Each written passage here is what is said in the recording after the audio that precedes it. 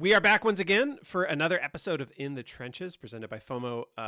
And we have an awesome guest for us, or for you guys today, Mio, our good friend Mio, who hangs out in the chat and is a killer trader. Happy to have you, Mio. Thank you so much. I'm happy to be here. Hello, everybody. Yeah, man, stoked to get to dig in with you. You know how these things roll. We always start the same way. Love to hear kind of your trader story, how you got started, how long you've been in crypto, that sort of stuff. Awesome. Yeah, let's do it. So I think my origin story is a little bit comedic. Essentially, with the whole crypto thing, me and my friends, uh, we wanted to gamble online back when I was like 16, and as part of that, we needed to figure out how we could acquire some crypto, and I basically took it upon myself to kind of to figure that part out. And yeah, ever since then, that's kind of like the inflection point that kind of got me into the whole space. So I've been trading crypto probably about 7 or 8 years at this point. Okay, right on. How did you go about acquiring some crypto, as you say? So local to where I grew up, there was a convenience store with a Bitcoin ATM. And so that was basically the on ramp that I had accessible at the time. Okay, got you. And at what point did it switch from? Were you always planning on kind of trying to trade, or was it more of a I'm just going to hold this and hopefully it goes up sort of situation?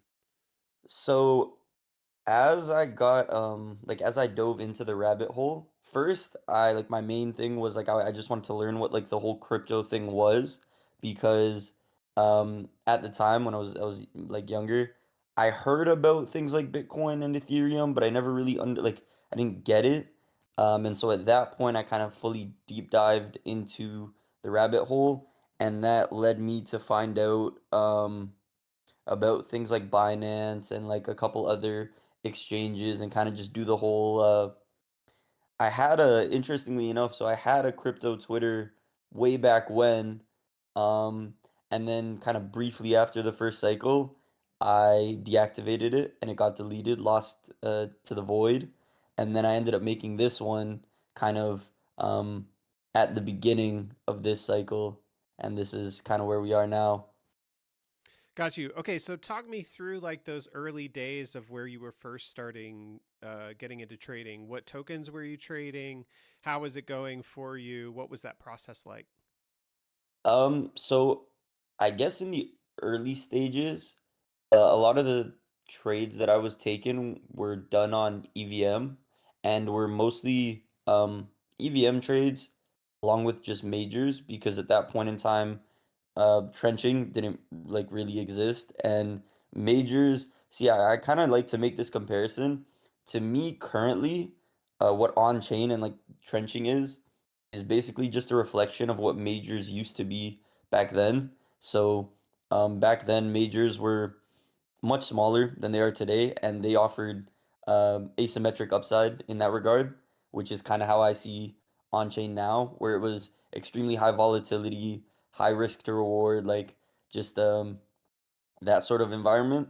So a lot of my trades came from yeah, that sort of stuff, mostly majors. Like anybody I guess who was around since first cycle might remember things like Anchor Protocol, or different like APR Ponzi's and stuff like that.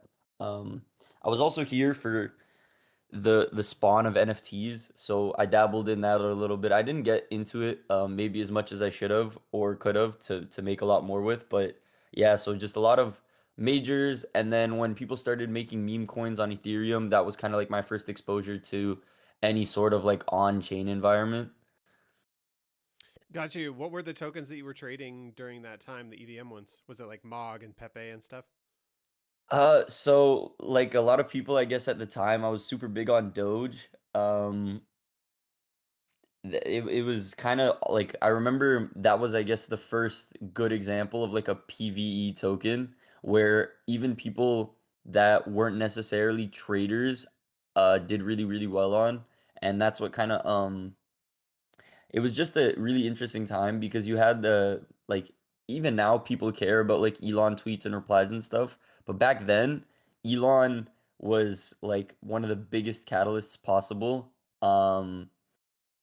So yeah, it was a lot of Doge, some Pepe for sure, and just like even things like Shiba. I don't know if anybody remembers that coin, but yeah, things like Shiba were also pretty big at the time. So yeah, mostly just things like that.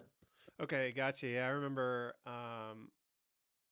Elon being interviewed about Doge and talking about how he was walking the assembly line at one of his one of the Tesla plants, and the people that were working the line were all telling him to like pay attention to what was going on with Doge, to try and talk about it. Essentially, they were trying to get him to pump their bags before that was like really a thing that existed almost. Um, yeah, it was a pretty wild time, wasn't it? Very, very different is what I will say to the environment that we have today. I think the hyper efficiency and the tooling we have kind of molded on chain and trading these sorts of tokens into what it is. But yeah, just a very different time. Like I think I remember what you're talking about actually, and if I'm not mistaken, I think he went on SNL or like the Tonight Show or something and he mentioned it and it was like a major sell the news event. So everybody that did end up buying thinking that it was going to pump their bags just got wrecked. Yeah, it was the Pico Top, him going on SNL. Yep. Mm-hmm. What was like your first real proper big trade during that time, or did it come during that time? And if so, what was it? Like, how did you get into it? Why'd you get into it? Talk us through the execution. Talk us through like your process. Was it skill? Was it luck? You know, how tell us everything about that first big trade that you hit kind of during that time. So, kind of just in general, I would say most of my early progress was just a lot of luck. It was a lot of trial and error, and it came at a time when that was kind of what everybody in the space was doing. Like you did have a couple people who were in crypto before like the major cycle during COVID, but not many. And I found that a lot of people on things like Twitter and whatnot were also kind of in the same boat where uh it's gaining a lot of traction in like broader society. There's money like inflow that nobody's ever seen before and gains that people haven't seen to match either. Um Everybody's kind of throwing darts at what they think will stick. At the time, I remember the biggest discourse was like tech and how people thought by this point in time, we like back then, everybody was like, oh, by 2025, 2026, like crypto will have already replaced the traditional financial system. And there was just a lot of euphoria and stuff like that at the time. So, um, being much younger and not having too much experience in like a open market that way, I definitely got wrecked a lot. Like it was definitely a lot of luck and it wasn't something that was I was able to replicate, but I guess one of my first the first big trade that I would consider at the time, it was big for me because like with the limited capital that I had access to, it was good gains. But my first real big trade was Solana. So I actually accumulated a lot of Solana back in its early days when it had just well accumulated a lot, I guess, in relativity to what I had. But um back when it was like between $4 to $10, I ended up buying a good amount, and then in first cycle it went to like 200-ish. So that was my first real big win, like personal win. And it was kind of just me getting sucked into the whole tech narrative. So there wasn't really any conviction of my own aside from what I had been told by, I guess, Twitter and like a couple other sources at the time. So yeah, very different to how I trade today. Got you. And I really want to get into how you trade today. But before we do that, I'm curious, like, what would you say was the biggest mistake that you made early on in your trading career? And then how have you gone about remedying that mistake since? So I think like a lot of people, my biggest mistake, especially in first cycle was round tripping, just like a majority of my port. And I I think because of the times and how new like the whole crypto situation and the potential gains to match were, everybody at the time kind of felt the same way in that like, oh, like this is never gonna end. It's gonna just kind of be up only forever. It's like this new asset class, this brand new financial device. People are always gonna have an appetite to acquire it and accumulate it and stuff. Um, and so yeah, my biggest mistake definitely I would say is round tripping. In terms of how I would say that I kind of improved my execution, um, it's one of those things that I think is really difficult in any other way but time. So I think just spending time in the market, but also gaining a better understanding and like becoming more financially literate in general, not just from a crypto specific point of view, um, really helps because when I was younger, I didn't have a great concept of money, especially because um, I was kind of thrown in this scenario where you could potentially make like a lot of money at the time really quickly, and that also kind of skews your view on the like the real world and how things actually work. So for anybody I think that's struggling with maybe some execution, um, I would just say the main thing that like to remember is protecting your capital is number one. If you have dry powder left, you can always make more with it. But if you zero out, then obviously it's a lot harder to kind of get back on your feet. So I would say, yeah, capital protection. That's my biggest takeaway. Got you. So you went from giving it all back to managing it better, right? Like that's the big goal at this point.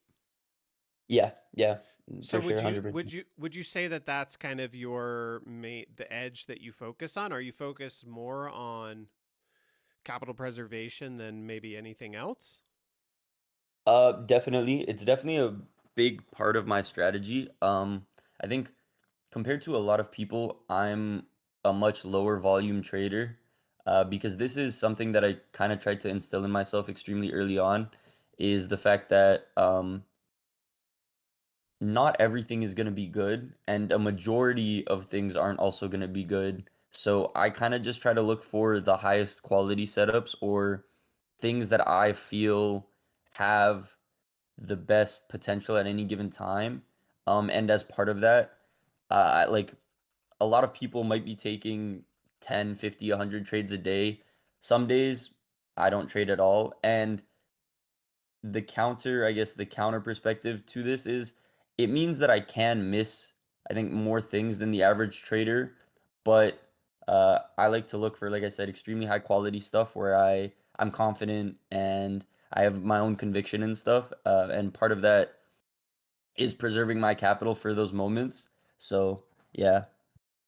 Okay, let's like double click in on all of that and like go deep as we can on kind of those two pieces, right? There's two pieces there. There's the manage risk part, but then there's also like the high quality setup part. So maybe you could tell us a bit about what to you defines a high quality setup first and foremost. So the things that I like to look for are mind share. And a lot of that comes from mind share outside of our space and the like crypto circle, because I find that if you're only heavily exposed to what people are saying in one space, it can usually turn to an echo chamber. And that's what actually happened a lot, I think, to me in first cycle was because of all the euphoria and the echo chamber sort of environment that Twitter is, it roped me into those beliefs. And so I always try to stay objective when it comes to finding high quality setups. Recently, with the whole AI narrative thing, what I've been looking for is, do people who are spearheading AI actually care about this stuff? Like Claude or OpenClaw or Moltbook or whatever that, thing is called now. That was a setup that I kind of found early on because of the fact that I saw a lot of people in these AI centric circles caring about it. So they cared about it before we cared about it on crypto Twitter, and that's what kind of gave me confidence in something like that. That was a narrative that in the groups that I'm in, I was kind of pushing really heavily, telling everybody like, "Yo, guys, like I think this is an important thing that we should pay attention to." Um, and the main reason, like I said, was because it wasn't where anybody in our space was looking, but the people who have a how would I put this? The people who have a stake in AI really cared about it.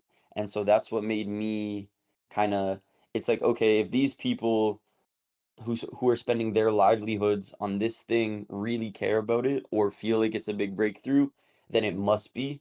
And that's kind of what I looked for in that regard. When it comes to specific metrics or things that I look out for on chain, I'm big on holder distribution and I'm big on things like liquidity and stuff. I know that's kind of one of the big buzzwords and talks of the town recently, but it really does make a difference because um who like the wallets that control supply and their behavior. So are they just kind of clipping into the volume on chain? Are they allowing the coin to run and create new support levels and ceilings and stuff? To me, that means a lot. Um, because of the confidence that it'll instill into other people. I think if there's a really good coin, but every single time it tries to break out, it's suppressed because somebody is just selling their bag. It really is difficult to kind of get people on board and to place their bets. Um, and so yeah, those are kind of some of the things that I like to look for. Okay, so the first piece of that is interesting to me. You talked about the influential people in AI are pointing to this thing and saying it's important. How do you go about identifying the influential people in AI to start off with? So this is I guess this is a really good question. And a lot of this comes from the fact that I'm in an interesting personal juxtaposition where I'm um extremely involved in crypto, but I'm also like a builder at heart. I really love building and exploring kind of the new thing. That's what I think drew me to crypto originally when I was much younger because at the time it was like the new thing.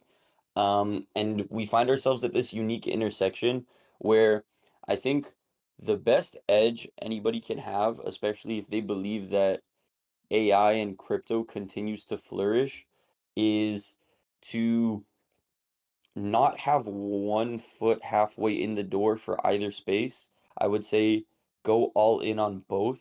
And what I mean by that is the exact same way that people are kind of looking for key opinion leaders on crypto Twitter and engaging in discourse and stuff, replying, etc., DMing people, you should be doing the exact same thing in like AI, for example. So even if you don't care to use the technology yourself, but you do, like I said, feel strongly about its success in crypto, you should consume as much content and knowledge as you can. And then I think sort of the same way that crypto Twitter runs, it's pretty easy to tell who gives actual useful, knowledgeable information and then who just regurgitates it. Um, I think a lot of the time that can come from people who are putting out non-consensus ideas that others come to adopt later on. So I've just kind of curated a list of people that I find have voiced things in the space that have maybe at or like at first not really been um regarded too well, and then as time goes on, everybody kind of comes together and realizes that they were right. I think one of these people, from a crypto perspective, is Frank. So Frank has been extremely vocal about the AI thing long before we had coins popping up in relation to the narrative. Um, and so, for example, I've seen Frank in like random spaces, and when I've joined the space, there isn't a single like crypto person in it, and it's not a crypto focused space, it's an AI focused space with people from a different community, different niche. And so um, taking in ideas from other places that isn't just our circle, like I said, this echo chamber that we have here is I think really beneficial just to kind of broaden someone's knowledge on the topic. Yeah, that's really interesting. That's a good kind of tangential way to find key influential people who he's associating himself with, especially if, like you said, in those conversations, there's a soul that you recognize in them. It's like, okay, this we know that this guy is quick becoming an expert in this space. We know that he's very focused on it. And so the people that he's interested in are worth probably being interested in ourselves. Yeah, yeah, exactly. It kind of goes back to the saying like if you know the most in the room that you're in, you're probably in the wrong room. So I guess I kind of try to apply that to, I mean, just life in general, but especially to trading and just like any knowledge basis that I want to get. Typically, I know I'm in the right place if I maybe don't know the most on a specific topic. I love that. I think that's such great advice. What about the other side of this? The like the holder counts, the distribution, the liquidity. Like what are the metrics that you kind of like to look for in that regard? And I understand that it's probably some sort of variable sliding scale based on market cap, but if you could give us some sort of generalization there, like even if it's kind of numbers to be focused on or amounts to be focused on versus amounts to kind of like want to steer clear from.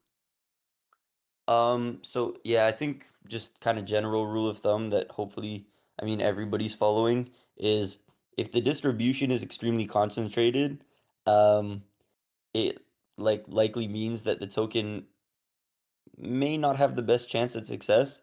It's it's a double-edged sword because on one hand, if distro is concentrated, it can mean the token has really great supply control.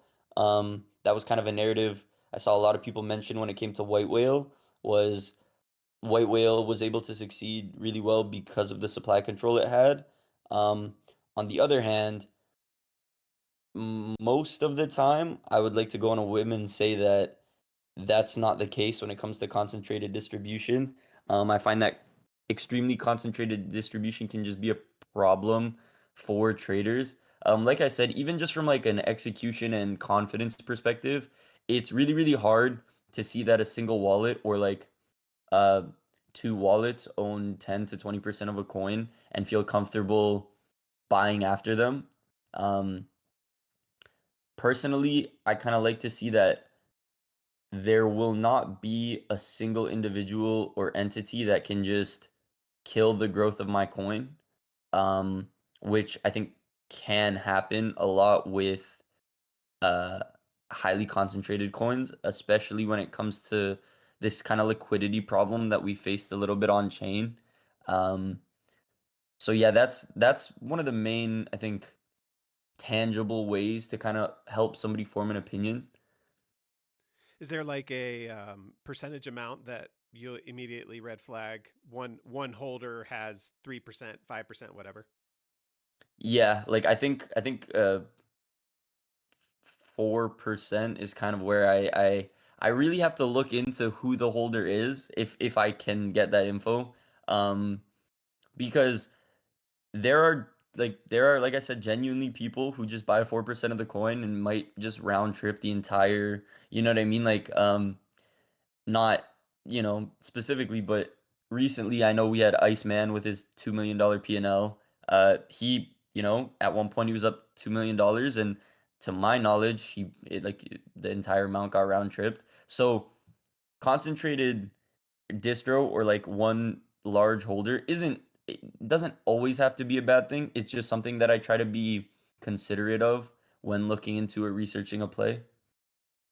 Got you. So once you find a token that you like, how do you go about positioning into it? Do you have an exit plan in mind for if it goes your way or if it goes against you? Like you have kind of mental targets, mental stops, and then also talk us through how you think about size positioning, like how much relative to your total account balance, that sort of stuff. Yeah, so I'm actually one of these people who never really considers ceilings. It's not something that I think is viable, and a lot of the time that I think people do consider ceilings, it can pretty easily work against them. Um, Especially when you have a narrative as ambitious as AI. Uh, a lot of the discourse behind AI right now is kind of its magic in terms of scalability. The possibilities are seemingly endless, and so I think trying to understand something that even the highly respected individuals in their fields don't understand is kind of a pointless way to think about things. Um, I'm very much an intuition vibe, go with the flow trader. I do like to root certain things in um concrete fundamentals and things of that nature, but a lot of the time when it comes to these overly ambitious narratives, I mean, it's really hard to put a a ceiling on something that I don't think anybody understands the full potential of, and how I think quickly things can grow and go exponential.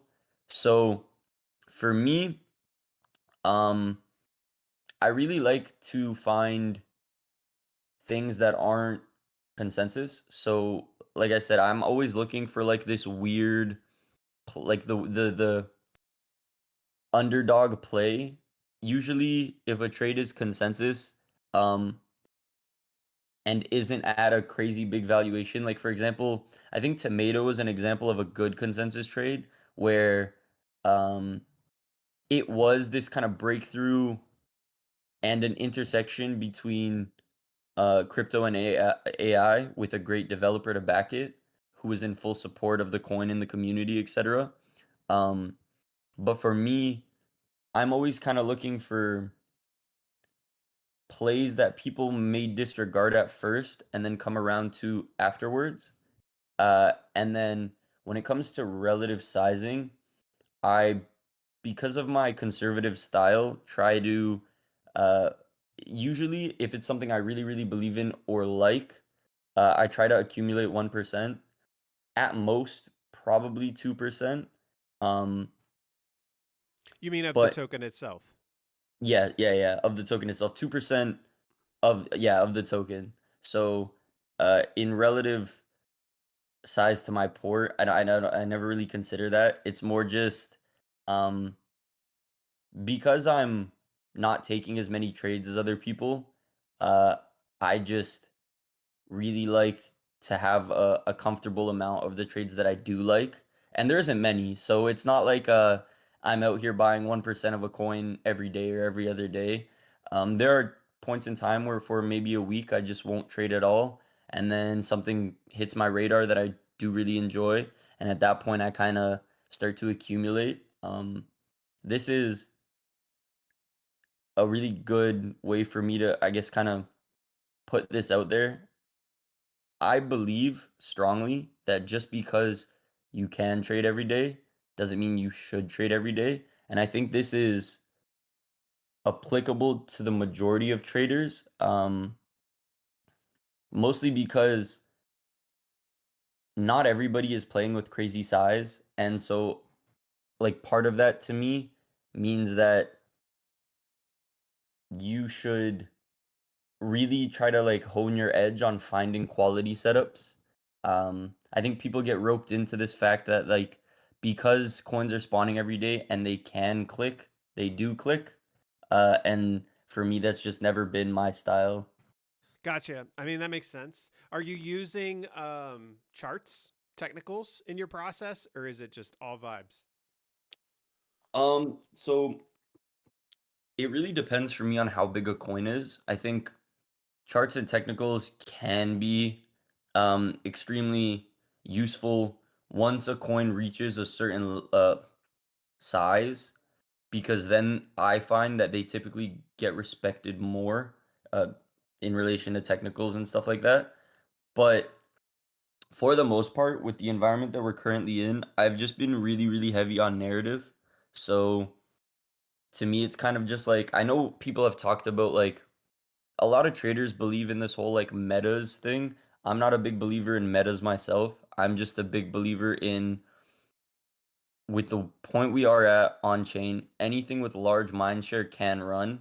So like people will tell you that we're in AI meta, but something like Penguin ran to over 100 mil and it had nothing to do with AI. So for me, that's kind of why I'm not a big believer in the whole meta thing. I think just anything with large mindshare can go. It doesn't mean it will go, but it definitely helps, I think. Yeah, for sure. So, at what point then, market cap wise, do you tend to start paying attention to technicals? For the environment that we're currently in, I think um between like 5 to 7 mil, I would say, is where I start to care about more of those things because for a coin to reach that valuation means that it likely has a solid amount of holders, and the LP is pretty good, and all the other things that we mentioned kind of line up for me.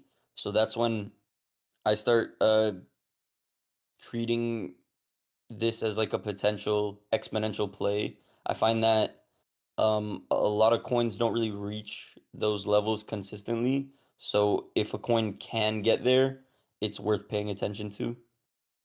And then, are there specific chart technical analysis concepts that you utilize? So one of the recent ones that I've picked up and I think is notable to mention, um, one of the guys in a group that I'm in recently put me onto fib levels. So I never thought I've used fib levels in the past, um, but I never thought to use them like trading on chain. And he kind of gave me a few examples where they worked really well. And so haven't used them yet personally on a trade, but it's something that I've now like recognized is effective and like have added to my bag to consider using. Got you. Yeah, agree. Fibs are great. I don't know what he told you, but fibs are really good for um, extensions. Like if you're trying to figure out where price might pause, if it's at all time highs and it's kind of just pushing higher, fib extensions are pretty good for that sort of thing. Yeah, yeah. He kind of just laid out a couple charts and he was like, "Hey, like if you ever, need some confluence or want to kind of add to your, and he showed me and I was like, "Oh, okay. They seem to be respecting levels pretty well, so it's something to definitely consider." Um, and it just kind of goes to show you why I think having discourse with others is so important because it's not something that I probably would have ever considered on my own had he not brought it to my attention. Yeah, definitely. So I want to switch gears a little bit. You recently said that you have a feeling we're due to see some sort of narrative progression soon. I'm curious, what exactly does that mean to you? So yeah, I think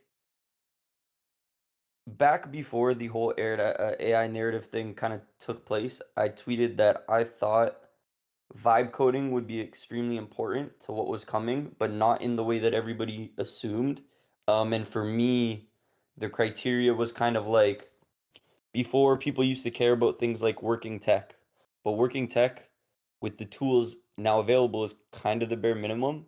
And so I, at that point, thought that we would need to see extremely ambitious projects like in order for them to garner any mind share. And I think it's safe to say that we kind of did with things like Gastown and Ralph. And I mean, I try not to talk about those too much because of what happened with the developers, but those kind of projects I think cemented the fact that this narrative matters. And now what we've seen is kind of the natural progression of that, where at first it was like we're bidding stuff that provides infrastructure, but not inherently. We were kind of bidding additional tools. So um, you had Claude Code, and then Gastown was kind of an extension of that. And now we've seen that people's bids have shifted to more agentic coins. So, hey, there's this really cool agent doing this, or there's this agent working on this on-chain um, kind of protocol or experience. And so I believe we've kind of reached the end of like the first iteration. And I think you can kind of see that in a lot of the coins. I believe we've seen some exhaustion, both from bids and market cap, as well as volume and stuff like that. So for me, we're kind of waiting for the next thing. Like, what is the next progression in AI that will then kind of trickle down on chain? Um, so like I guess the last one would have been Moltbook. Like I think that was what I would consider a major catalyst and kind of has brought us to where we are today because it made people aware that um the agents thing is important. And so now what I'm looking for is what is the next kind of what is the next catalyst that can spawn more catalysts, if that makes sense. So what I'm looking for is kind of this big catalyst that'll spawn other catalysts from it. Uh, and so that's what I think kind of like Moltbook was because it made everybody aware about agents and their presence and why they're important. And so that's kind of what I'm looking for next is what's this big idea that'll spawn thousands of more ideas from it. Um, and when it comes to like knowing where that is or how we'll find it, I think that goes back to what I mentioned earlier about trying to keep a pulse on whatever industry you're interested in. So for those that kind of want to be early maybe to the narrative, I would just say try to ingrain yourself in as much AI knowledge as possible and then hopefully have like the intuition mixed with the knowledge to try and spot it. Yeah, do you have any sense at all or any gut instinct about what that next thing might look like? Are you So speculating? my current thought process behind it is that that'll come from agentic integration. So currently we just see agents kind of doing a lot of things uh for people or um segmented from like broader society. What I would love to see now is having the fruits of the labor actually make an impact on like someone's daily life or just like something that becomes consensus among society. So like for example, people used to be able to exist without a phone. When cell phones came out, you didn't have to have a cell phone. Some people didn't. But by the time smartphones became a thing, basically everybody and anybody had a phone, and those that didn't quickly needed one because without one, it was really difficult to kind of exist in our society. With the progress and the pace at which AI is expanding and changing, I think sooner rather than later, we might see something that becomes an integral part of our society. And so that's kind of where my eyes are. And then how will that be reflected on chain? Okay, interesting. I like that take. I have some theories of my own. I won't float them, but I have some theories of my own. Um, Moving back a little bit to like your style as a trader, is there anything that you do in your trading or anything that you do as a trader that is perhaps counter to popular belief around how to be successful as a trader? Counter to popular belief, this is an interesting question. I've Like never like like is there any common suggestions or advice that new traders would receive? You should do this, you should do that, that you personally don't do, and in fact maybe even like fade, like that advice isn't all that great, probably actually shouldn't do that even though it's relatively common knowledge that you should. um so I guess the thing that comes to mind is a lot of the time I think it goes back to my whole like crypto Twitter echo chamber thing. So as much as I think being aware and like having the knowledge on things is important, like I said, I think there's also a lot of misinformation, or it's extremely important, I think, to get both sides of a story. So you want to hear the bull case, you want to hear the bear case so that I can help you be objective. Um, but I think oftentimes people can get too roped into others, like the conviction of other people, and kind of forget to relate those things back to their own thesis. So, um, I know like on chain is kind of an information flow game, so everybody wants to have every wallet tracked or wants to know exactly who's in their coins. And while I do think those things can be important and useful, they don't play with the point that I'm at now in my trading, they don't play such a big role.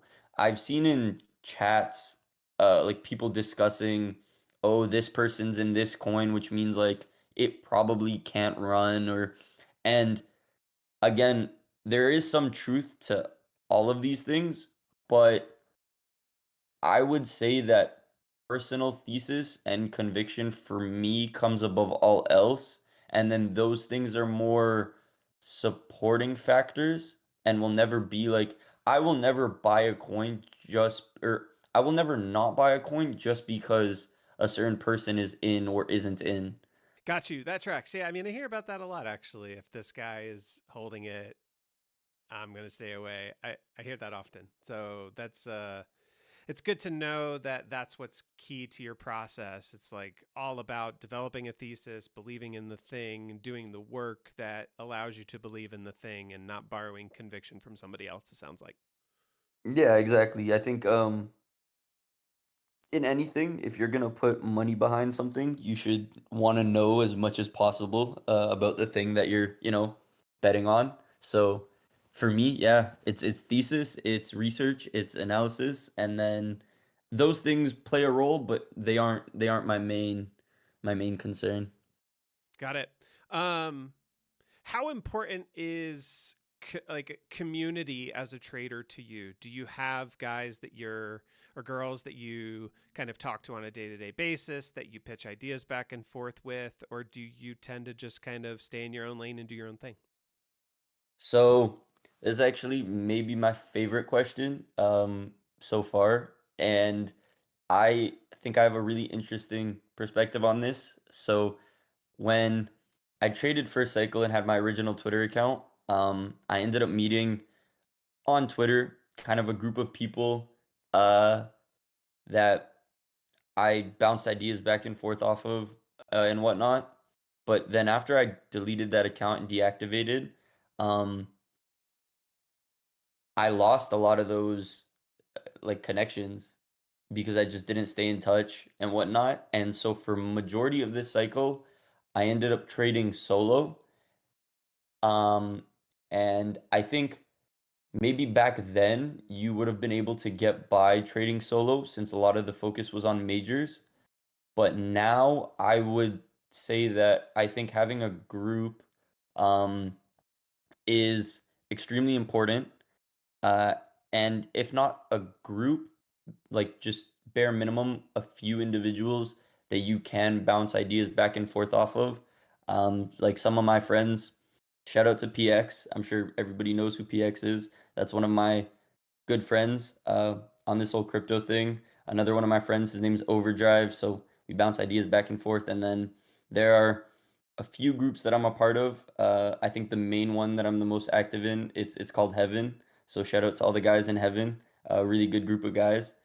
Um, but the other side of this that I don't think gets talked about enough is it's really hard to, I think, find a group of people where everyone can bring value to the group.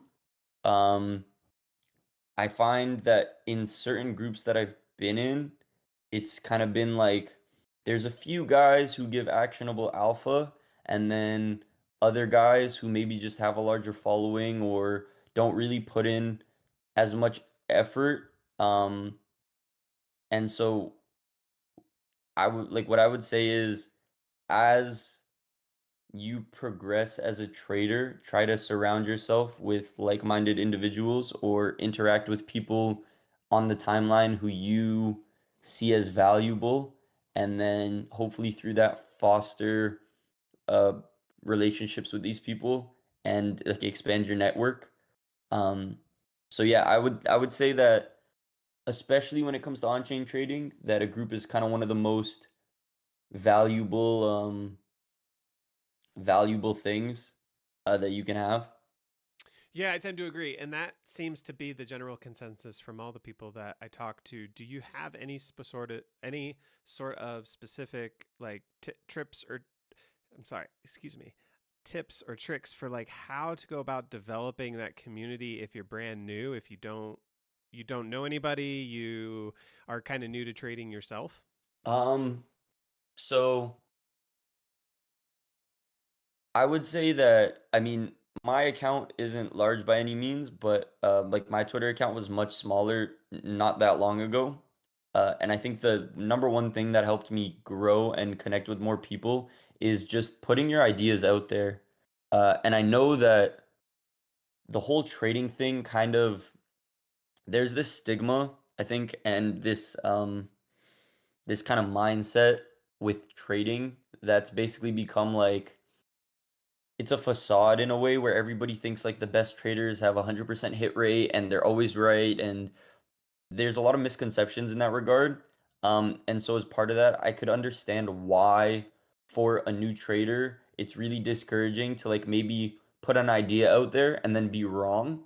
But um I think there's nothing more valuable than putting your ideas out in public, whether they're wrong or right, because if you're right, then it's awesome. It means a good friend told me this. He said it means that you're reading the board correctly. Um, and then if you're wrong, it's just a lesson or kind of an idea that you can look back on and analyze and try to figure out what, maybe didn't go your way. But the number one piece of advice I have is just put your ideas out there, and then if you see ideas that you agree with, disagree with, just engage and interact with people. I think everybody is looking for a group. And I think even those in groups are kind of constantly always looking for new members or people that are putting in the work and, producing the results. So those are kind of the things that I would say really help. Got it. Are there any particular traders on FOMO that you are particularly mindful of when you're getting into or when you're thinking about getting into trades? Are there any maybe guys that you follow that you think are underfollowed that have a lot of alpha that the listeners should be kind of paying attention to? Oh, that's a really good question that I'm definitely not prepared to answer off the top of my head. Most of I think my trades are kind of discussed with the members in like the groups that I mentioned, or the group that I mentioned. Um, and like I'm sure everybody knows like a lot of the good traders like Cypher and Sized and On-Chain Robber and PX, and I could keep naming them. Spicer, just Thokani, just a bunch of the really good traders. One of the homies, he's in the audience right now, Stoic. I think Stoic's a really good trader, underrated trader. So if you guys want to go give somebody a follow that you might not follow already, go take a look at Stoic. Um, but besides that, I really don't know that. I see. I wish I prepared for that question because I'm sure there is like somebody that I could name you, but I just can't name them off the top of my head to be honest. Right on. That's all good. You hang out and chat from time to time. So, if you think of it, let me know or let chat know. Yeah, yeah, I'll definitely Um, drop it. we're coming up on time here, so I want to try and like hit you with a handful of final questions. Let's do What it. would you say is one belief that newer traders need to unlearn as fast as possible? You don't always need to be right, and being wrong is okay as long as you can learn from your mistakes. Nice. What is the most important piece of advice that you could give to a new trader right now? Probably protect your capital. Okay. What are the most important skills, trading or life or otherwise, that a new trader should be focused on developing? Yeah, so my answer is definitely balance, and I think it's just like life balance. I think it's really easy to get sucked into the desk, or in FOMO's case, the phone for 12, 14, 16 hours a day trading. But I think that can actually really work against the trader and is extremely counterintuitive. But it's like a misconception, right? Where someone's like, well, if I'm putting in all the hours, then I should see results. But trading is definitely just more a mental game than it is practical skills. Like clicking the buy button or the sell button is really, really easy, but knowing why you're clicking it or when to click it is the hard part. And so I think the best thing a trader can do is keep their mind healthy and just in a good state of mind. And that I think produces like the best results. I love it. What is your expectation for crypto in 2026? I think I'm personally just bullish on our industry in general. So I think as we've seen with the AI stuff, it'll continue to flourish and it'll kind of be the de facto rails where people are kind of trying to experiment with AI and money. So if I had to make just like a one prediction, it would be expansion. I think our industry expands and people find new use cases and whatnot. And last question for you: what is the most asymmetric trade in crypto right now, in your opinion? If I wanted to give anybody a major, it would probably be Hyperliquid. I think Hyperliquid is extremely undervalued. Both just from like a intrinsic value perspective, but also just like from metrics. I saw there was a comparison between Robinhood and Hyperliquid, and I think that was the seeing all the stats side by side in a comparison table really showed me like how just because it's like a coin and maybe not a stock, the value like it's getting extremely mispriced. So I think Hyperliquid, if anybody wants to take like a pretty solid bet, that's where I would throw a dart. I don't really have an on-chain bet because it changes so frequently, but if I was just pretty confident, it would be Hyperliquid, yeah. Nice. Right on, Mio. Well, this has been a pleasure getting to chat with you. I really appreciate you taking the time to sit down and educate us and let us know a bit more about you, man. It's been a pleasure. Thank you so much, Jason. The pleasure is all mine, and thanks to everybody who listened. I hope maybe I said something or a few things that people can take away from. Yeah, for sure, for sure. We'll get this thing thrown up on YouTube, and everybody will be able to hear it that missed out on the live chat today. Thank you, yeah, to everybody who tuned in. We really appreciate it. And again, Mio, we really appreciate your time. Hopefully, we'll get to do this again in the future. Thank you so much, Jason. Yeah, it'd be awesome. All right, brother. You have a good one. Everybody else, y'all have a good one too. You as well. Bye, everybody. Bye.